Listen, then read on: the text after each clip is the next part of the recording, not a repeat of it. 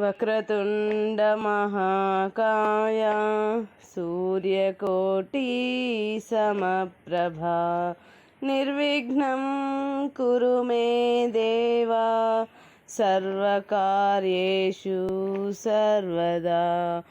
గురుబ్రహ్మా గురుర్విష్ణుః గురుర్దేవో మహేశ్వరః గురుః సాక్షాత్ పరబ్రహ్మ తస్మై శ్రీ గురవే నమః.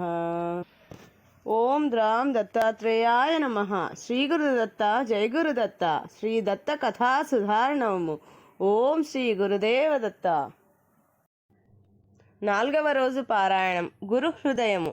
మహావిష్ణువిట్లు చెప్పెను. గురు అను పదమునకు పెద్ద అనే అర్థము వర్తించును. గురు హృదయము అనగా గురుతత్వంని భావం.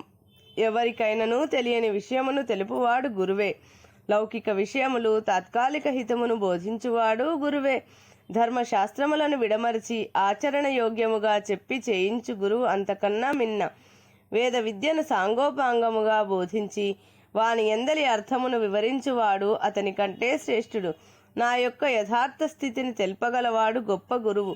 శుద్ధమైన నా స్వరూప స్వభావములను తన బుద్ధితో అవగాహన చేసుకొని శిష్యులకు బోధించు గురువును నేనే అగుదును.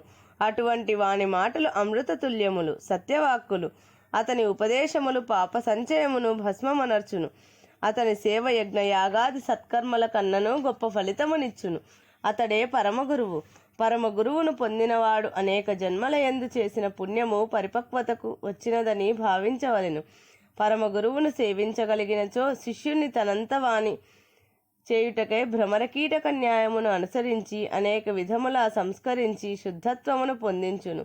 అతడే నేను, నేనే అతడు. మా ఇరువురకు భేదము లేదు. మానవుల మనస్సు పాముల పుట్ట వంటిది. కామక్రోధాది దుర్గుణ సముదాయముతో నిండి ఉండును. సద్గురువు దయతో అనేక పురాణ గాథలను ప్రవచించి కృత్య అకృత్య జ్ఞానము కలిగించి భగవంతుని చేరు మార్గమును చూపును. ఏ సాధకుడు తన గురువును బ్రహ్మ విష్ణు మహేశ్వర రూపమని విశ్వసించి సేవించునో అతడు తప్పక సంసార సాగరమును తరింపగలడు అని దీనినే గురు హృదయము గురుతత్వము అంటారు అని చెప్పి ఇంకేమి కావలనో కోరుకొనుమనను విష్ణువు. దీపకుడు, దేవదేవా, నాకింక కోరవలసినదేమీ లేదు. నాకు నా గురువే సర్వస్వము. తమను తమ నిజస్థానమునకు పోవచ్చునన్నాడు. విష్ణుమూర్తి చిరునవ్వు నవ్వి, భలిరా దీపక, నీ గురుభక్తి మచ్చలేనిది, స్వచ్ఛమైనది. నిన్ను తలచిన వారికి గురుభక్తి అభివృద్ధి అగునట్లు అనుగ్రహించుచున్నానని మరొక్క వరమునిచ్చి అంతర్ధానమయ్యను. శ్రీ మహావిష్ణువు అదృశ్యం కాగానే దీపకుడిట్లా ఆలోచించుచుండెను. బ్రహ్మ విష్ణు మహేశ్వర సమిష్టి రూపమే గురువని ఈ స్వామి చెప్పినాడు కదా, మరి ఈశ్వరుడు నారాయణుడు ఇట్లు విడివిడిగా వచ్చినన్ని పరీక్షించుట ఏమి? ఇది కూడా గురులీలయా లేక వారి సంకల్పమా? నా భాగ్యమా? గురుసేవా ఫలమని వీరు చెప్పిరి. నాకు గురుసేవ చేయి సంకల్పము ఎట్లు కలిగెను? అది ఎట్లు దృఢపడెను? ఆశ్రమంలో అంతమంది శిష్యులుండగా నా మనస్సు మాత్రమే గురు సంకల్పమునకు సహకరించవలనని భావం ఎట్లు కలిగెను?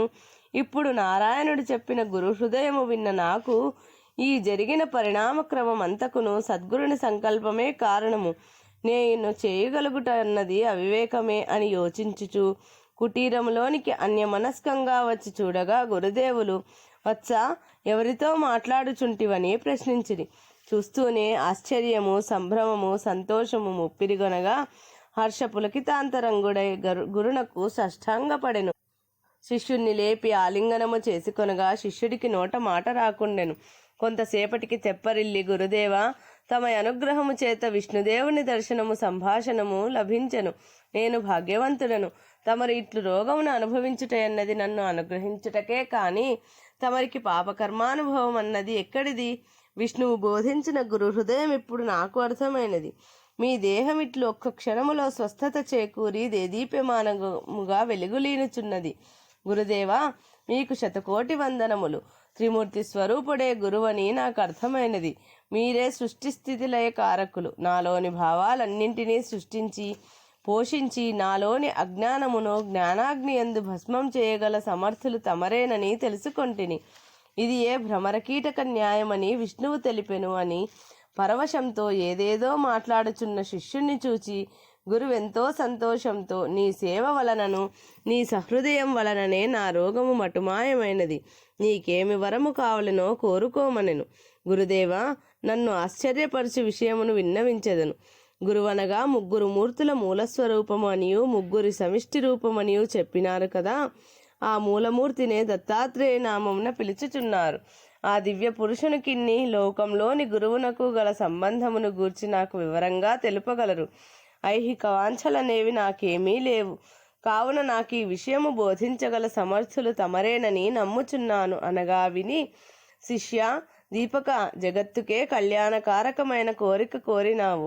తప్పక దత్త మహాత్మ్యమును నీకు తెలిపెదను, సావధానముగా వినుమని పలికెను అని సూత మహాముని శౌనకాది ఋషులతో పలికెను.